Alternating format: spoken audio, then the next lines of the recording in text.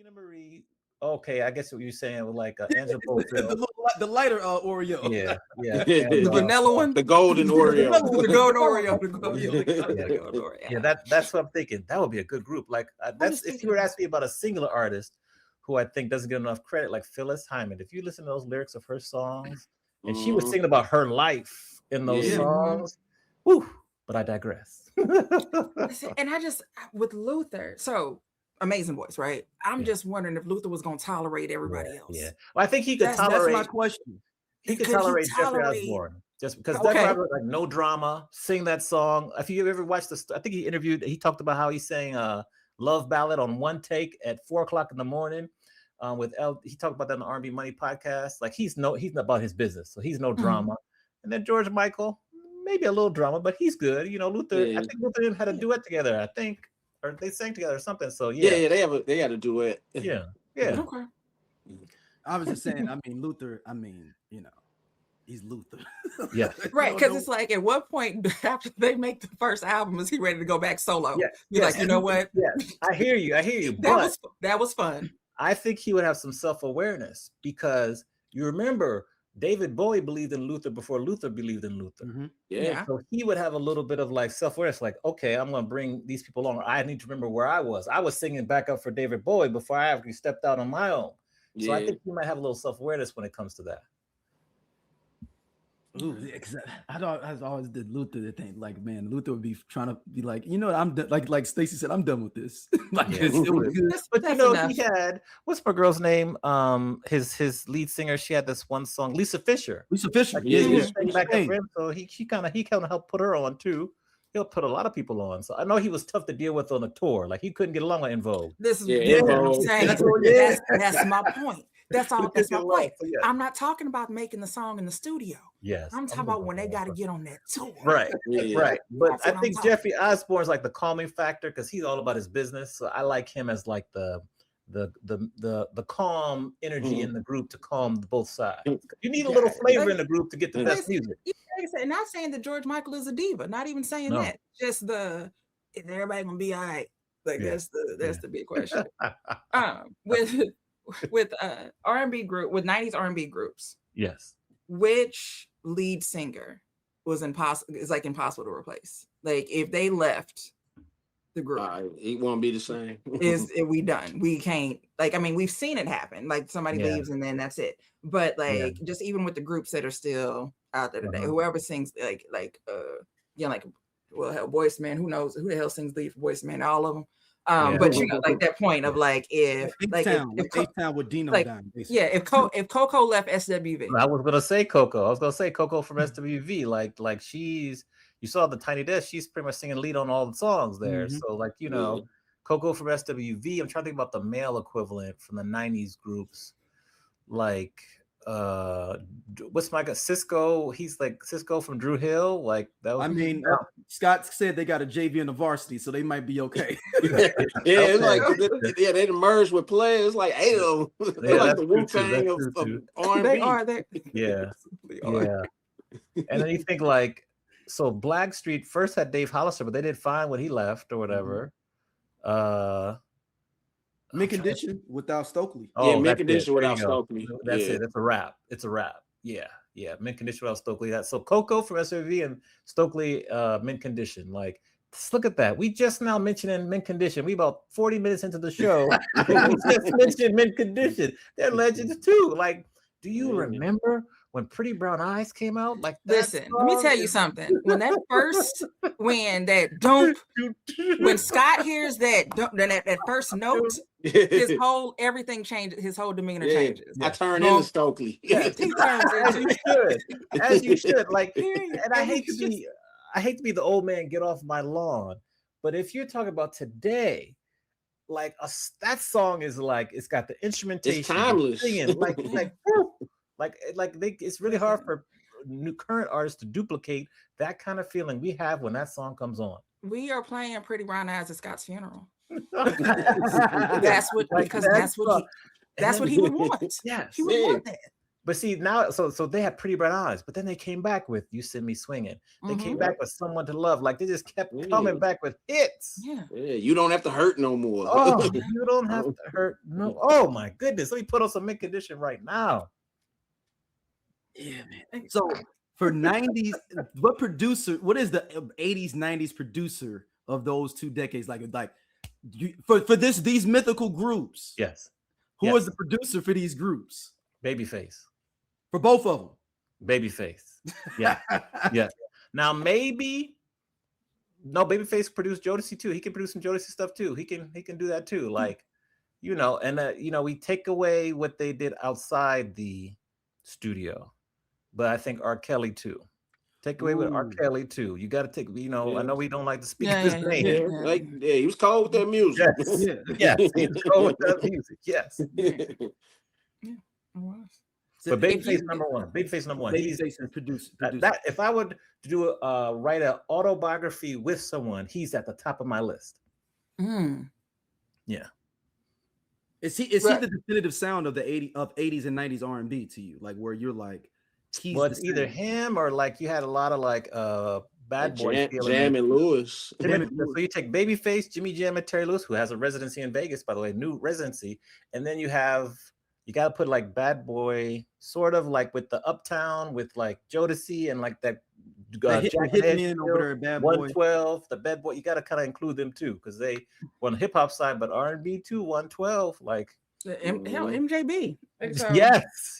Yeah. So yeah. Here's a question: so you mentioned doing the autobiography with Babyface, so and I can understand why, right? You want I want to hear. Let me hear that story. If you could sit in a room with one 90s R&B group and ask them a single question that nobody ever asked, that question, there's some questions that always get asked, right? Like the question that never gets asked. What would be the group and what would be the question? I gotta pick one group, 90s group. I would probably want to be in. If you want to do two, if you need more than one, you can. But you got to come up with I need a group and I need a question. Okay, so I want to ask Jodeci. I want to ask them how they got the inspiration to write "Forever My Lady," "Stay," "You and I." Those 3 hits, because those are all on the first CD and it just came out. And they're in a row. So do you want to talk to Jodeci or do you want to talk to I'll Be Sure? Because I'll Be Sure wrote it. He wrote "Forever My Lady," but the other one, "Forever My Lady." But Devontae wrote the other one. Devontae wrote the other one. So I want to ask about the other one. So that will be one. I'm pretty. We since we just talked about it, I want to know where Pretty Brown Eyes came from Stokely. And then I love Mariah Carey, so I'd have to get her in there and ask her about "Love Takes Time." That's my song from her, and I gotta know. Vanishing. I was young and singing that song with my full chest. Yes. Talking about "Love Takes Time." I'm like 11 years old. I want to know, where did this come from? And then, as a bonus, Babyface, "Where Will You Go?" Talk to me about how you wrote that song. Because I've heard him explain where Roni came from. But I want to know about "Where Will You Go?" And then if you want to ask another one, I can't stop. Keith Sweat, "I'll Give All My Love to You." So I actually recently found out, "There You Go" telling me no, that wasn't supposed to be the original song in New Jack City. Yeah, correct. Yes. He just did that the last minute. It was like, I'm gonna write. He said he wrote it down. It was like, I'm doing this song. This is what we're gonna do in the movie. He was supposed to they didn't get clearance for it. They were supposed to get another song that was supposed to be. I forgot what he said. I heard him. It was supposed to be "God Let's Chill." Yes, "Let's Chill." Yeah, it was gonna be "Let's Chill." Yeah. Look at that. We 50 minutes in. We just mentioning "Guy." Yeah. And Keith Sweat. What's wrong? It's too much. So I thought. Let me say this. To be fair, I thought we were almost going to mention "Guy." We started talking about New Edition touring. And I was like, okay, I saw New Edition and Guy and whoever the hell was on that tour. I don't even remember now. But it's Heavy D was the other person. Heavy D. No, I'm talking about they just toured. It was Keith Sweat. Yeah. Keith Sweat was on that Thank tour. you. I'm like, that's for me. That's the COVID tour. That's the night I call COVID. That's the COVID tour for me. But yeah. Wow. Man. Whew. So the New Jack Swing, or do you think that is the bridge? That was the bridge into hip hop more? You think that is the official bridge? That was a very strong bridge. That was like the big bridge in the quote unquote city for sure. Because you had like Teddy Riley, but then every R&B group was making like New Jack. Poison kind of came from like a New Jack Swing kind of rhythm, and that's a big song for BBD. Then you have who else had some New Jack Swing? Janet kind of did a little bit with Control. Some of it going in the Rhythm Nation. Right. And then who else had like it was real heavy? Guy, of course. Today, him. Keith Sweat. Him, yes, Keith Sweat. Like they all kind of followed that train and then kind of smoothed it out a little bit afterwards. Blackstreet, of course. And then you had like the smaller groups like In Touch and some of those small like or Joe Public things like that where you like live and learn. Live and learn. Portrait had the New Jack Swing for sure. I adored Portrait. Yeah, Portrait and what's the other group that I'm thinking? The Boys, even though they were kids, they had Down My Heart, all about that. Even High Five. Oh yeah, absolutely. Yeah, High Five. Absolutely, High Five. Yeah, and then Johnny Gill, he had his album Fairweather Friend, Rub You the Right Way. Yeah. You see, I'm trying to remember all these songs. So many groups, so many people. It's gonna drive me crazy. Portrait is here. That's Here We Go, right? Here we go. Here we go. Yeah. And Honey, who's like? Who's? I got a thing for you. That was low key. Low key.